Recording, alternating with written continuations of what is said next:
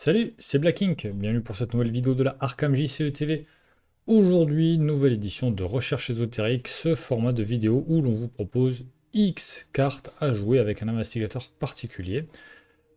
Souvent 5 cartes plus un outsider, ce qui fait un total de 6. Ce sera le cas encore pour cette vidéo.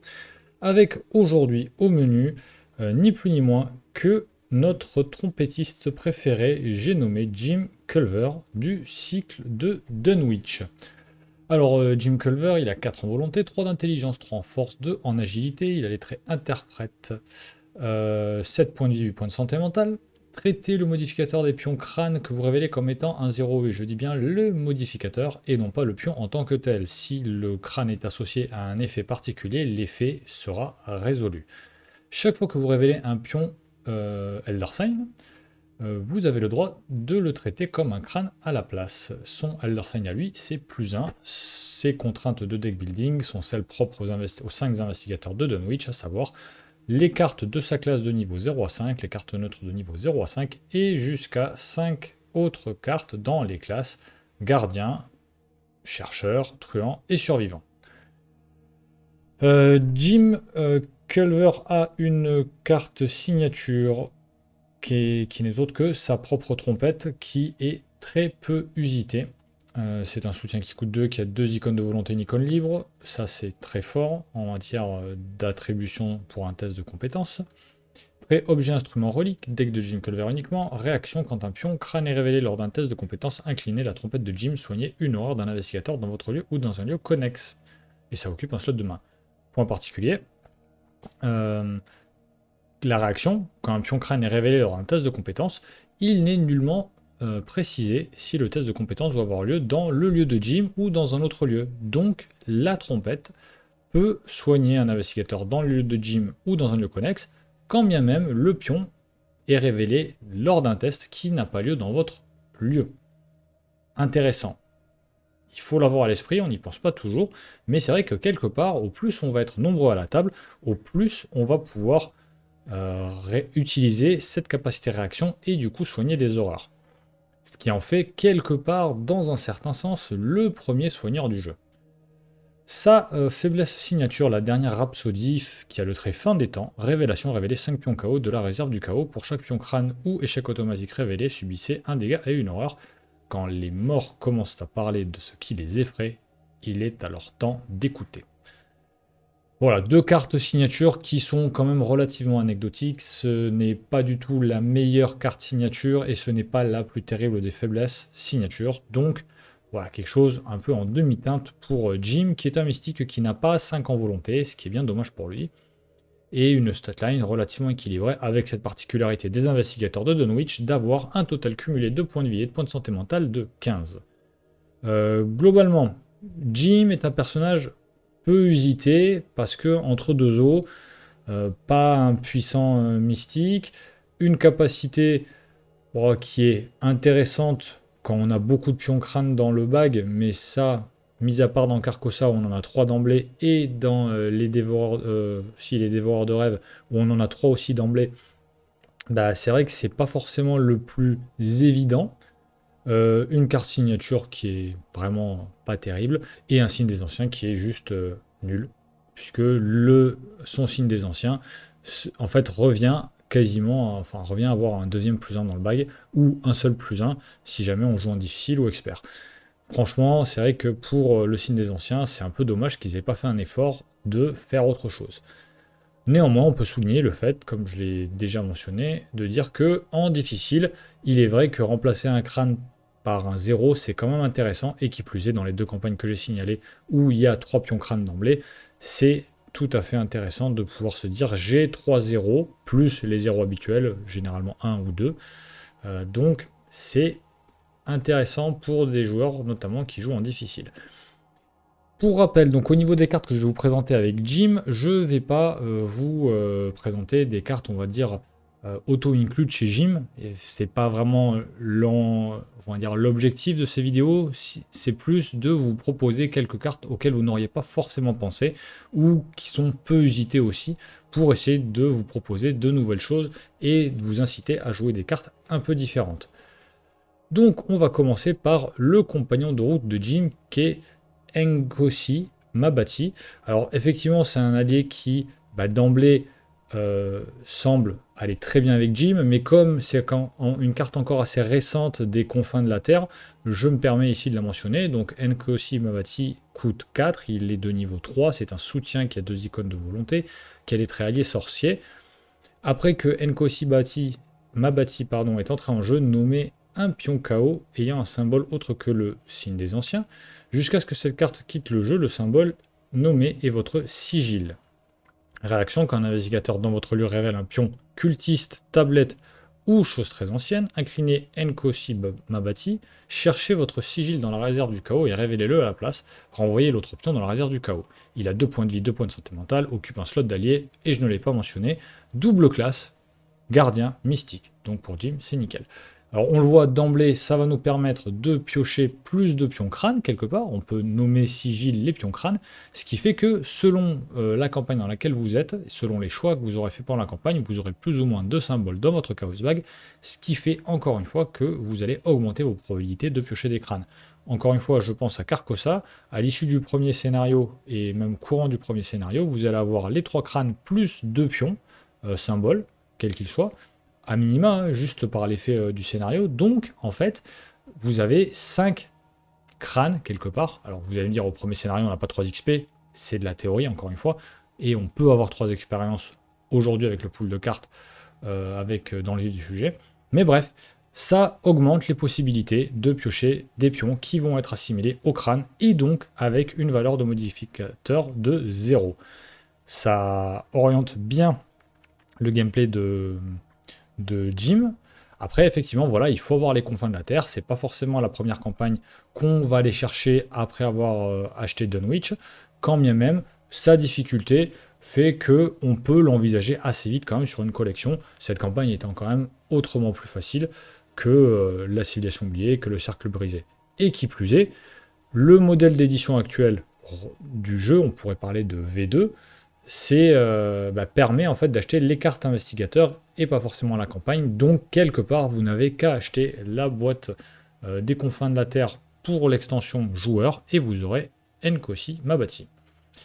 Si jamais vous n'avez pas Nkosi Mabati, vous faites partie de ces joueurs un peu plus anciens qui ont acheté la collection mais pas encore les confins de la Terre, Olive McBride est un allié sympathique aussi à jouer avec Jim. Voilà, c'est un allié qui coûte 2, qui est mystique, qui a une icône de volonté, très allié en sorceleur. Réaction, quand vous devriez révéler un pion KO, inclinez Olive McBride, révélez 3 pions KO au lieu de 1, choisissez 2 de ces pions à résoudre et ignorez l'autre. C'est un allié qui a 1 point de vie, 3 points de santé mentale. Bon, c'est... Au début, on pensait vraiment que cet allié allait être excellent avec Jim. Alors c'est bien, mais c'est pas non plus une révolution, c'est pas quelque chose qui a rendu Jim surpuissant. C'est une bonne aide pour sa capacité, mais effectivement le fait de utiliser 2 pions avec potentiellement des modificateurs négatifs, c'est quand même risqué. C'est pas, on va dire, auto-include, c'est pas évident. Jim pourrait très bien s'accommoder de d'autres alliés qui n'ont aucun rapport avec sa capacité en fait. Mais Olive c'est quand même assez sympa à jouer, et si on doit le jouer avec un investigateur, je pense que c'est avec Jim ou avec d'autres investigateurs qui ont une manipulation du Chaos Bag, comme Jacqueline par exemple. Voilà ce que j'avais à vous dire au niveau des alliés. On va passer du coup maintenant aux bougies rituelles, une bougie à notre chevet, voilà ce soutien mystique qui coûte 1, qui est une icône de volonté, qui a les traits objet, réaction après qu'un symbole crâne, cultiste, tablette ou chose très ancienne est révélé lors d'un test que vous effectuez, gagnez plus 1 à votre valeur de compétence pour ce test, et ça occupe un slot de main. C'est arrivé avec le cycle de Dunwich, et heureusement qu'on a au moins cette carte pour aller bien avec Jim, parce que ça lui est vraiment très utile. Avec cette carte, avec une bougie rituelle, quelque part, tout crâne pioché avec Jim devient en fait un plus 1. Donc encore une fois, selon les campagnes, vous pouvez avoir jusqu'à 3 plus 1 dans votre bague, c'est quand même intéressant. A noter que les bougies rituelles ne s'inclinent pas, ce qui veut dire que pour chaque pion révélé, le plus 1 s'activera. Souvent, dans le Chaos Bag, c'est le pion cultiste qui nous demande de révéler un autre pion. Donc imaginons que vous piochez le cultiste, vous savez que vous aurez un plus 1. Le cultiste vous demande de piocher un autre pion, vous piochez un crâne, vous aurez un plus 2. Ce qui n'empêche pas, encore une fois, d'avoir le modificateur négatif du cultiste s'il en a un, mais par contre le crâne, vous vous en fichez parce que vous jouez avec Jim. Donc finalement, le modificateur du crâne, on s'en fiche, plus 1 pour le cultiste, plus 1 pour le crâne, ça fait plus 2, c'est intéressant, et si jamais évidemment vous avez 2 bougies, une dans chaque main, quand bien même je sais que c'est pas forcément très pratique parce que c'est pas quelque chose qui vous sert à enquêter ni à combattre, ça vous fait quand même un plus 4. Donc c'est tout à fait intéressant. Évidemment, les bougies rituelles sont parfaites avec Nkosi, puisque vous allez choisir peut-être un autre pion qui n'est pas un pion symbole, et ça va rajouter de nouveau un pion supplémentaire qui va venir devenir un crâne et donc augmenter ses valeurs de plus 1. Imaginons qu'on joue en expert, que vous avez un -8, vous dites que le sigil c'est le -8, quand vous piochez le -8, vous allez chercher le crâne, et du coup, en fait, automatiquement, le -8 devient un plus 1. Voilà. Avec Olive, évidemment, c'est quelque chose qui vient mitiger, qui vient nuancer la capacité d'Olive, et notamment de prendre en compte 2 pions à la place de 1, puisque si jamais vous avez un pion spécial, vous aurez un petit plus 1 ou un plus 2 si jamais vous avez 2 bougies. C'est pas inintéressant, et en tout cas, si jamais vous jouez Olive, je conseille fortement d'avoir au moins un exemplaire des bougies rituelles avec vous. On passe à la relique du musicien, la statue grotesque, que ce soit sa version du pack de Jacqueline ou de la boîte de base, c'est vraiment la carte qui allait bien avec Jim dès le début du jeu, puisque ça permettait de révéler 2 pions et d'en choisir un. Pas grand chose de plus à dire, ça rentabilise bien sa capacité, c'est disponible dès le début du jeu, ou à tout le moins pour la version de niveau 2 dans le pack de Jacqueline. Voilà, c'est une carte qui avec Jim se joue bien, peut-être un peu cher, mais intéressante, et quelque part, si vous n'avez pas la civilisation oubliée, ça vient en partie remplacer Olive, ça n'occupe pas le slot d'allié, le slot de main en mystique, surtout en début de collection, n'étant pas ultra prisé, c'est assez intéressant, ça a le trait objet, donc ça peut tutorer. C'est vrai que voilà, si votre collection est assez limitée, que vous n'avez pas Olive, que vous n'avez pas Nkosi, la statue vient quand même faire le taf pendant au moins 3 ou 4 fois selon la version que vous avez, si jamais vous ne la rechargez pas.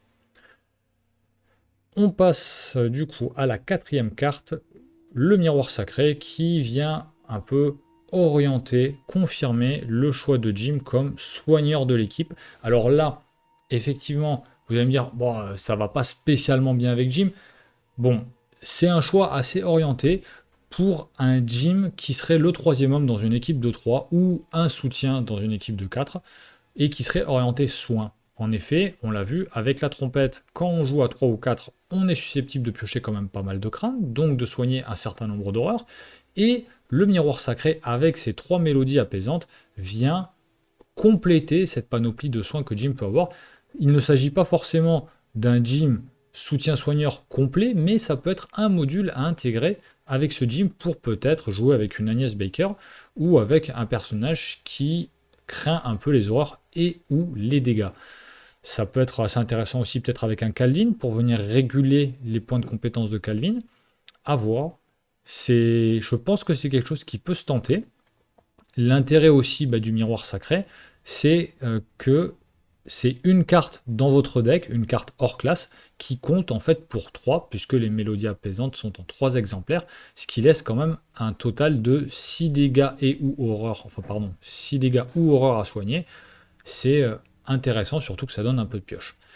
Je sais, c'est pas forcément quelque chose qui d'emblée vient bien avec Jim, mais encore une fois, dans cette optique d'avoir un soigneur ou quelqu'un qui a un module de soins dans l'équipe, ça peut être intéressant à explorer, et il y a d'autres moyens aussi de rendre Jim plus tourné vers cet archétype de soins, avec le sort biclassé survivant mystique, sérénité, je me souviens plus, la sérénité je sais pas quoi, qui nous permet aussi de faire du soin. Donc ça peut être une idée, encore une fois l'objectif ici c'est de vous proposer, de vous orienter vers de nouvelles façons de jouer, et je pense que c'est pas inintéressant d'envisager Jim dans ce rôle de 3e homme, un peu soutien avec différents types de modules, puisque il n'est pas excellent quelque part, mais il peut apporter des petits plus un peu partout. Au niveau de la 5e carte, Évidemment, je ne pouvais pas ne pas parler du docteur Eli Horowitz, cet allié chercheur qui coûte 3, qui a une icône de volonté, qui a les traits allié et assistant. Réaction après l'entrée du jeu du docteur Eli Horowitz, cherchez un soutien relique parmi les 9 cartes du dessus de votre deck et attachez-le lui. Mélangez votre deck. Aucun soutien relique attaché au docteur Eli Horowitz n'occupe d'emplacement, mais il est tout de même considéré comme étant en jeu sous votre contrôle. 1 point de vie, 2 points de santé mentale, le slot d'allié. C'est pour moi l'assistante personnelle de Jim, c'est certainement l'allié que je privilégierais si jamais je n'avais pas Nkosi Mabati. Vous l'avez vu avec mon run solo difficile avec Jim sur la quête onirique. Je pense qu'Eli Horowitz est vraiment une carte très intéressante avec Jim. Pourquoi? D'abord parce que Jim a accès à un certain nombre de reliques, quelque part. Il y a beaucoup de reliques en mystique, mais ayant accès aux cartes de niveau 0 dans toutes les classes, il peut aller piocher des reliques à droite à gauche. C'est assez intéressant. Ça nous donne aussi l'économie d'un slot, que ce soit un slot d'accessoires, un slot de main. C'est quand même pas inintéressant, bien au contraire. On peut penser par exemple à la lame enchantée, qui est une relique. Pour moi, c'est bien, ça permet aussi d'aller rechercher dans le deck, d'avoir un peu de pioche. Alors oui, par contre, c'est un slot hors classe, et contrairement au miroir sacré, c'est pas une carte pour plusieurs, non. Mais l'économie de slot est, encore une fois, assez intéressante. Et puis, comme je vous l'ai dit, vous avez pléthore de possibilités déjà niveau 0. Pour n'en citer que quelques-unes, vous avez la canne épée, vous avez la lame enchantée, mais vous avez aussi, par exemple, le signe des anciens cristallins, qui permet à Jim en fait de gagner +1 dans toutes ses stats, moyennant le fait de sceller le +1 ou l'Elder Sign. Quelque part, j'ai envie de vous dire, même en difficile, vous scellez le Elder Sign quand vous jouez en solo avec Jim, en fait vous vous en fichez un peu parce que c'est juste un +1. Donc en solo, le signe des anciens cristallins attaché à Eli Horowitz, c'est quand même un must. Ça vous donne +1 partout avec un Jim qui a enfin ses 5 de volonté, mais pas que. Et par ailleurs, en scellant en fait votre signe des anciens qui vous fait un +1, oui, vous perdez un +1, mais c'est d'autant plus de chances de piocher un crâne, et quelque part, avec d'autres cartes dans votre deck, ça peut être bénéfique que d'augmenter ses chances de piocher un symbole ou le crâne, selon encore une fois ce que vous avez envisagé. On pense notamment par exemple à 6ème sens. Si Jim va piocher un symbole alors qu'il enquête avec 6ème sens et qu'il a le signe des anciens, bah oui, le signe d'ancien cristallin vient légèrement augmenter la chance de venir utiliser le signe des anciens avec sa capacité de pouvoir enquêter dans 2 lieux à la fois. Intéressant. Je finirai donc avec l'outsider pour Jim, qui n'est pas le champ des morts. J'aurais pu choisir le champ des morts, mais c'était tellement téléphoné que j'ai pas voulu le faire. Le champ des morts, encore une fois, c'est ce sort qu'on a dans Dunwich qui aurait pu aller bien avec Jim, mais qui, encore aujourd'hui, me semble assez peu efficace malheureusement, parce qu'on n'a pas assez de possibilités de piocher un crâne. Même si Nkosi Mabati vient un peu améliorer les choses, même si Olive nous permet de piocher plusieurs pions, c'est pas encore vraiment ça. Et puis comme je suis persuadé que beaucoup pensaient à cette carte comme outsider, j'ai décidé de prendre le contre-pied et de vous parler du joyau d'Auréolus, le cadeau des homoncules, qui est un soutien qui coûte 3, qui est de niveau 3, qui a une icône libre et les traits objet relique. Réaction après qu'un symbole crâne cultiste, tablette, chose très ancienne ou échec automatique est révélé lors d'un test de compétence dans votre lieu, inclinez le joyau d'Auréolus, piochez une carte ou gagnez des ressources, et ça prend un slot d'accessoires. Alors évidemment, d'emblée, on peut dire que ça va bien avec les 3 alliés dont je vous ai parlé, Nkosi Mabati qui va venir augmenter les chances d'avoir un crâne et donc un symbole, Olive McBride qui nous permet d'utiliser 2 pions à la place d'un, et Eli Horowitz qui peut faire en sorte qu'on attache le joyau d'Auréolus à elle, ce qui est intéressant. Et sachez bien que, encore une fois, comme le montre la carte, il ne s'agit pas que de vous. Ça peut être un de vos camarades de jeu qui est dans votre lieu, qui révèle le pion, et du coup qui vous fait piocher une carte ou gagner des ressources. Donc de façon globale, au plus vous êtes nombreux à la table, au plus Jim pourra bénéficier de cet effet. Ça va considérablement fluidifier son économie, que ce soit en termes de ressources ou en termes de pioche. C'est quand même très intéressant, surtout sur une équipe de 4, encore une fois. C'est surtout indépendant de la réussite du test. Donc même si vous veniez à échouer le test à cause des modificateurs négatifs ou des effets des différents pions, vous piocherez quand même votre carte et vous gagnerez quand même vos 2 ressources. c'est quand même assez intéressant. Et comme je l'ai marqué, et je le redis, sur la route de Carcosa ou sur les dévoreurs de rêves, c'est intéressant puisque vous commencez d'emblée avec 3 crânes et vous avez très vite des pions cultistes et choses, enfin, pardon, cultistes, tablettes et choses très anciennes qui viennent se greffer. Là, je parle de mémoire, donc je suis plus sûr, mais il me semble que le Chaos Back de début de Carcosa, c'est 16 pions avec 3 crânes et un cultiste, donc ça fait déjà une chance sur 4. Alors vous allez me dire, oui, mais ça coûte 3 XP, effectivement. Mais après, vous pouvez très vite l'acquérir, et au fur et à mesure des scénarios, voilà, vous avez en gros, plus ou moins, une chance sur 4 de piocher un crâne ou un cultiste. Parfois même, dans certaines circonstances, une chance sur 3 de piocher un symbole, et du coup d'activer le joyau d'Auréolus. Une chance sur 3, je pense que là, effectivement, ça se joue. Ça peut être assez intéressant. Je l'avais joué encore une fois dans mon run solo difficile de Jim Culver sur les dévoreurs de rêves. Sur l'un de mémoire, là, comme ça, sur un des scénarios, ça m'avait bien servi. Alors, je n'avais pas pioché à tous les scénarios, mais sur au moins un des scénarios, on avait vu que ça m'avait quand même bien aidé. Voilà tout ce que j'avais à vous dire concernant ces quelques cartes qu'on peut jouer avec Jim Culver pour un peu diversifier son gameplay, pour un peu tester d'autres choses qu'on n'a pas l'habitude de jouer. J'espère que la vidéo vous a plu, n'hésitez pas à commenter, à proposer d'autres cartes évidemment. Encore une fois, je le dis, je ne voulais pas parler du Champ des Morts parce que je savais que tout le monde m'attendait au tournant sur cette carte. Donc voilà, d'ici à la prochaine vidéo, je vous souhaite de bonnes parties et je vous dis à la prochaine. Au revoir.